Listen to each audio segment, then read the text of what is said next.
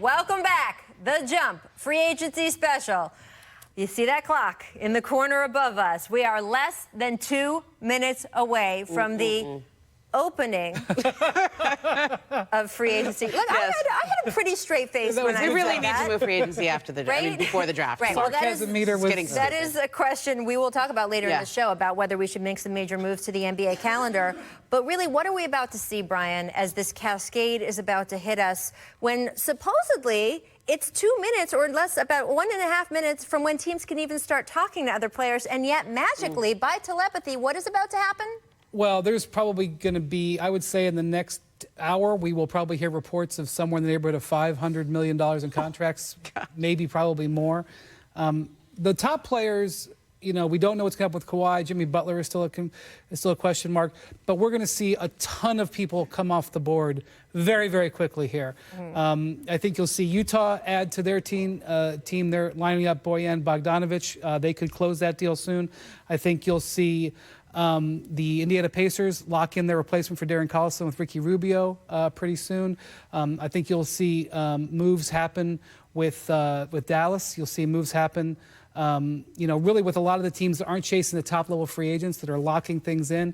I think we'll see that coming immediately from Woj within the next 15 seconds. Which makes it so much more pressure-filled that Kawhi Leonard and the big guys on the board haven't announced their decision. 7, 6, 5, 4. Oh, you're so excited. 2. I'm going to be tough. 1. I'm going to be tough on this. Welcome, NBA fans, to the official start It's raining. of free agency. We are, okay, so maybe we've set off some sprinklers in the studio.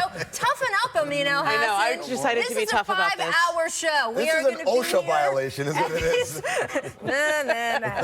Look, we are about to hear all sorts of things. We will be updating you as these tweets start to come in. I mean, as somebody who has worked in a front office, look, we are seeing people who have already made their decision. If we can scroll up for me here, we are going with Woj reporting. Kevin Durant, Kyrie Irving, even DeAndre Jordan heading to Brooklyn. Durant is 4 years, $164 million. Kyrie, 4 years, $141 million. The Nets already won that jackpot. Chris Middleton expected to head back to Milwaukee for 5 years, $178 million. According to Adrian Wojnarowski, the deal Chris Middleton would sign for the Bucks would now be 5 years, $178, which saves the Bucks $12 million from the $190 million reported earlier. Isn't that nice, right? Saving them $12 million. There we go. We also know that Boston is interested in a 3-team sign and trade with Kyrie to the Nets, Kemba Walker to the Celtics, Terry Rozier to the Hornets. So far, talks are developing there. How does this influence D'Angelo Russell's free agency? Is he going to be part of a sign and trade, or is he going to be released? Al Horford returning to Boston, not out of the question, and yet there's been a lot of where in the world is Carmen Sandiego, right? Look, we don't know where Al Horford's going to go, and this just in, of course, Woj reporting that Durant did meet with Bob Myers along with Rich Kleiman in New York to give the news that he is leaving Golden State for Brooklyn. Guys, by the way, the phones are being passed around the desk. There's J.J. Redick news you were trying to give me as I was reading from there. Go for it. Want to announce, please? Get it ready, Rachel. All Okay, right, here you we go. ready? Yep. According to Woj, J.J. Redick has agreed to a 2-year, $26.5 million deal to join the New Orleans Pelicans. Whoa! Congratulations to J.J. Redick. It is. There's something falling from the ceiling. Is that just the biggest surprise? That is the first surprise we have coming off the board. We hadn't heard that coming. Takes the Pelicans out of the race for Al Horford, which is also one of the big names still left. Also, Philadelphia loses one of their key players here. Philadelphia with 3 free agents. Tobias Harris, no longer J.J. Redick, and obviously Jimmy Butler. Philadelphia now pivoting potentially to Al Horford. Al Horford, an opportunity for Philadelphia if they don't bring back Butler and Harris.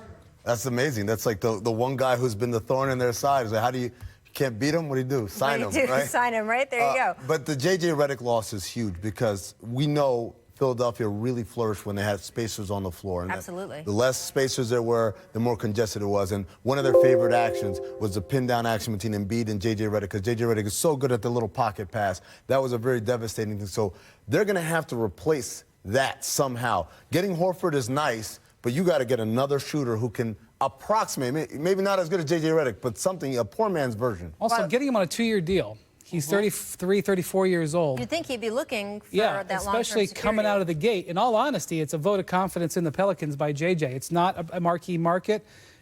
He didn't get a long-term deal. Speak for yourself. I love New Orleans. Well, I'm sorry to say it's not a marquee market. And really, he says it's a vote of JJ believing in Zion Williamson. And again, David Griffin, right? We keep saying your front office is such an advantage here. David is someone who has these relationships all around the league. We see it at trade deadline time. We saw it this spring with the trades he was able to work out around the draft. And we are seeing it now with J.J. Redick as well, someone he's known for a long time. Now, both J.J. and Al Horford are strong locker room presences. These are vet guys you want around your young guys. I think that's another key in New Orleans, is that J.J. is going to be a great influence on those younger players. With Al Horford, that has been one of the mysteries of free agency. I mean, I'm joking about where in the world is Carmen Sandiego with Al Horford, but I kind of would like to know this. When he opted out of Boston, or the reports were that he decided that he was not going to do the deal that we expected with Boston. Right. I should have my terminology exactly right. Were you as surprised as the rest of us were? And also, do you think there's any chance that could get rekindled? Well, no, I wasn't surprised that he opted out, because we talk about often. You say, oh, he's going to make it $30 million next year. Why would he opt out of that? Because you can guarantee yourself $100 million, which is better to have rather than just the 30. But I thought at first when they said the Celtics thing is over, I said, it's a hell of a leverage play, right? If you tell Danny Ainge, guess what? Whatever deal you were thinking about, turns out I've got a mystery team over here that's offering that much. Now, Boston moving forward, going on with the Kemba Walker thing, kind of makes me say that they've moved on from retaining Horford. So then now you hope, if you're Al Horford, the mystery team wasn't just a bluff or a leverage ploy, that there was an actual place. And we know that there's interest from Dallas. We know there's interest from the Clippers. And... oh, here we go. Okay. I thought you guys were setting me up. No. We do know, though, as you just mentioned, the Kemba Walker deal. And in fact, he has decided to sign a 4-year, $141 max contract with the Celtics. Jeff Schwartz telling ESPN, this is interesting to me on a couple levels, including that he traveled up to Boston, Woj reported, again, before anyone was officially allowed to talk about anything.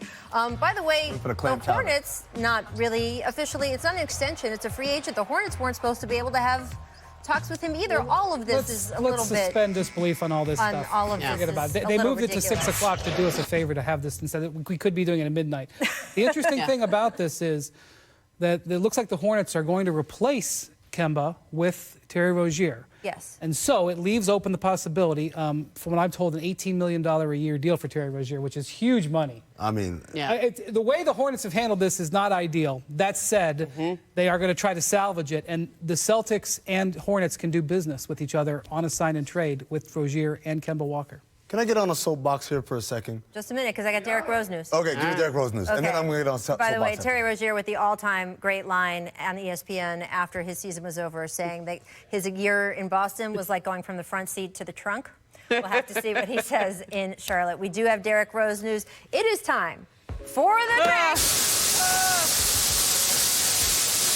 As you see on your screen, free agent guard Derrick Rose agreed to a 2-year, $15 million deal to join the Detroit Pistons, league sources telling ESPN, as it rains particles in the studio from my crank. Please tell me the significance of this. So they got him on a good number here. He's coming off his best year in the last 5 years. Absolutely. The Pistons really wanted scoring. Now, he did shoot 37% on three-point range last year, which stunned everybody, maybe everybody but him. The Pistons ideally could have more shooting. He did have a good year, but the Pistons prioritized trying to get somebody to put the ball in the basket. Derrick Rose, when he's at his best, can still put the ball in the basket. So this is a strong move and definitely a bit of a gamble, because Derrick Rose, you're not really sure what his consistency is going to be, but they got him again. Only 2 years and a roughly for less than the full mid-level exception. So a quality value signing. We're going to see some moves today, like especially I was just talking about Rozier. That number was scary high. Right. This number is scary good if he's a good player for them. And the idea of him with Blake Griffin, who obviously had injuries as we went into the playoffs this year.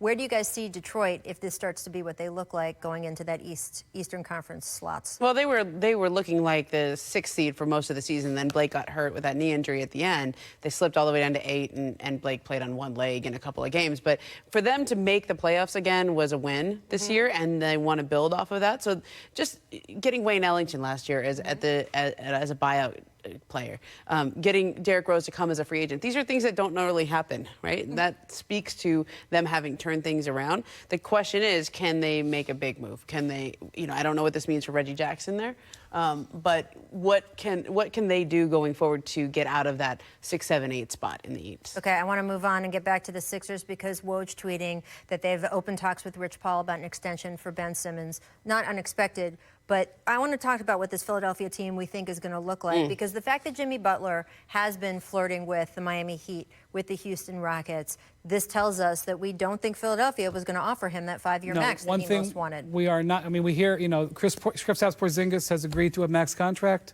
We've seen a bunch of other guys, come off the board. Obviously, Kemba agreed to his max contract. We hear nothing on Jimmy Butler, which means he does not have the 5-year max that he wanted in Philadelphia. It probably doesn't mean he has a 4-year max, to be quite honest with you.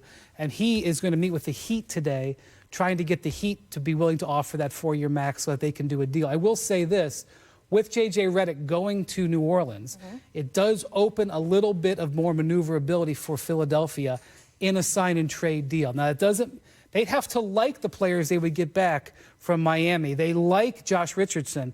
The whole league likes Josh Richardson. But it's the second or third player they would need to balance out that $33 million deal to make it work. But Jimmy Butler doesn't have the contract that he thought he was going to get right now, and that's going to be an issue. That's why he's looking around.